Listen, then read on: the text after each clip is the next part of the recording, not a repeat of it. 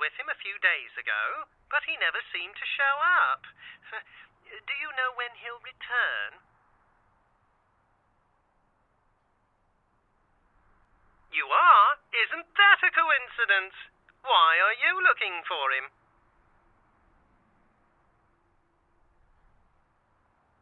Oh, I see. I'd be delighted to. Why don't you come down to my office and we'll talk about it? I'm at the end of Main Street, small basement studio. The sign says Gimbel's Prosthetics. Just ring the buzzer and I'll let you in.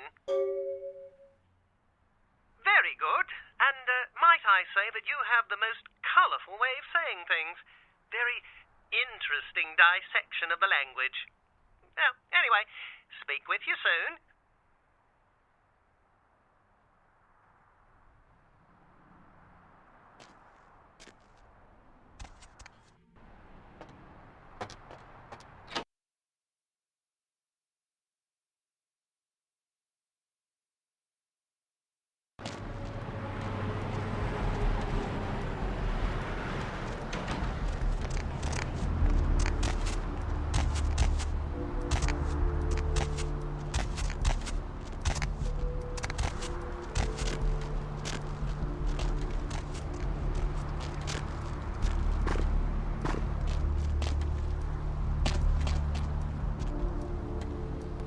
Yes, may I help you?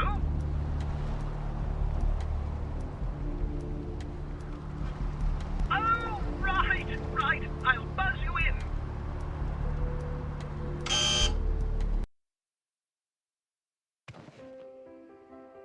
Hello! Welcome to Gimbel's Prosthetics and Medical Supplies. You're here about the missing Mr. McGee, am I right? Oh, yes, forgive me. My name is Gimbel. Stanley Gimbel. But, oh, dear, let us dispense with formalities. You can call me Stan. Me? Oh, I'm just trying to make things a little easier for those who find themselves disadvantaged. Giving a helping hand, you might say. A leg up. Bloody clever, that one.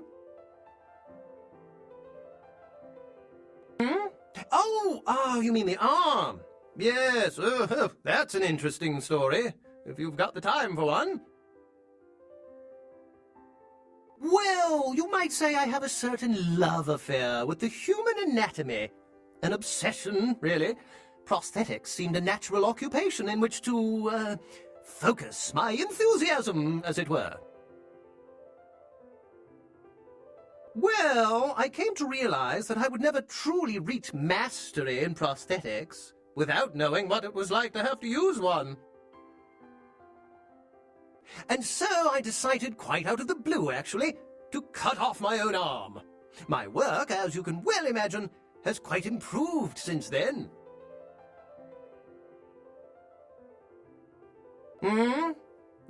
Oh, right. Mr. McGee. Well, as I told you, he was supposed to show up a few days ago for a photography session. Reference for my work, that kind of thing. No, he didn't.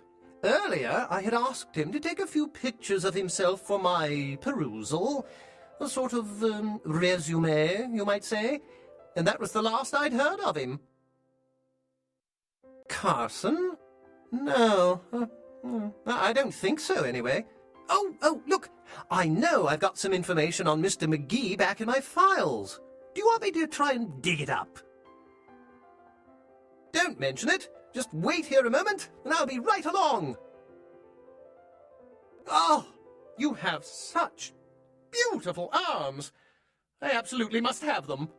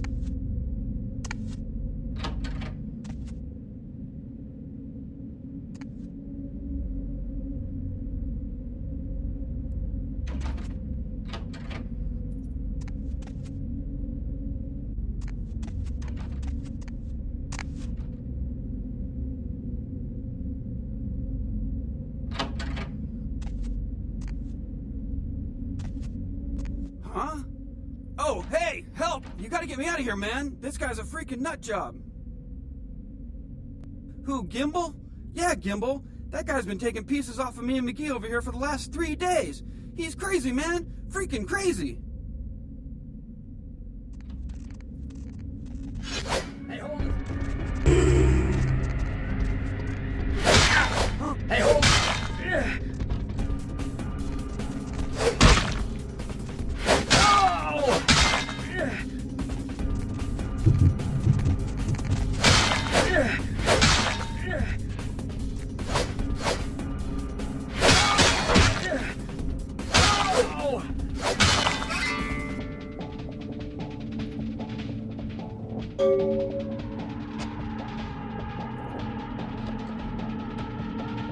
Thanks, man. You're a lifesaver.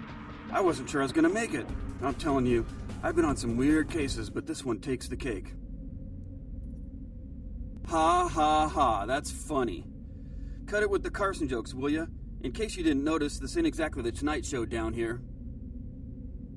He did? Oh man, that's solid. I owe that guy big. I hope I can figure out a way to get him back for this. What? Oh no, man. No, not for me anymore. Look at my hand. Gimbal took my trigger finger for a trophy. I'm all through with this business. I hate to leave Arthur in a lurch, but that's just the way it is.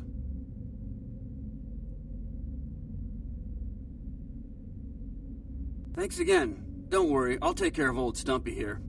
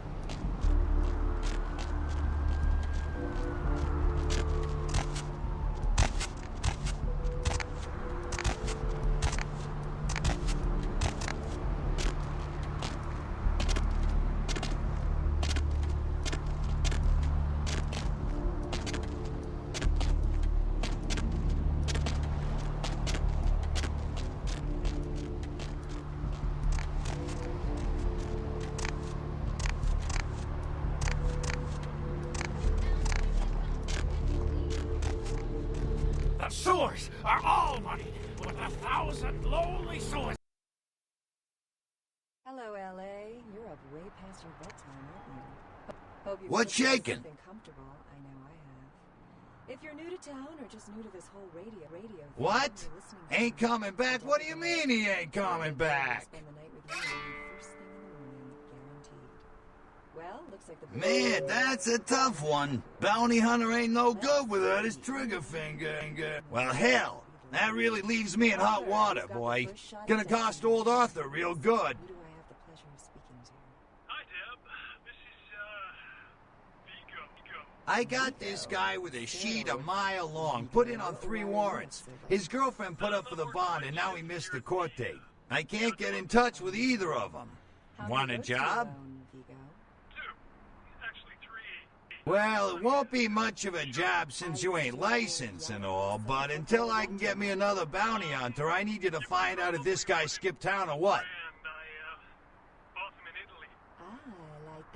Yeah, no body attachment or nothing. Just find out if he's here or where he went. I'll pay you. Deal? Caller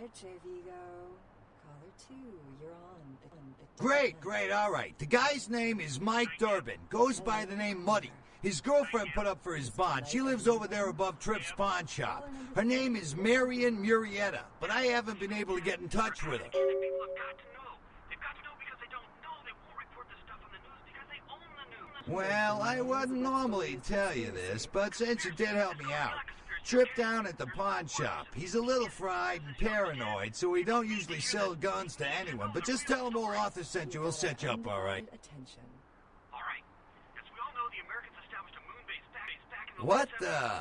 Footprint? Oh, you mean his record? Well, he was brought up on manslaughter charges years back, but he got acquitted.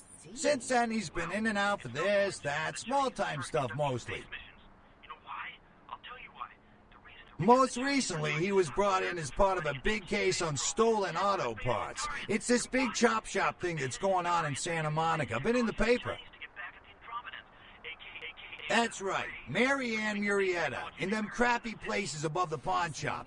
Find out where the hell Muddy is, where is he going, whatever. But be careful, you're not licensed, and if anything bad goes down, I don't know you hear me? why they can see what's going on? It's because the Introvidence and the Beta. Oh, yeah, sorry about that. Here you are. The people of Earth, you people cannot let this happen. All right, come back when you got some info. Thanks in Thank you, advance. And that concludes the news portion of the show. Well, this girl's got to pay her bills, so it's time for a few commercials. But don't go anywhere.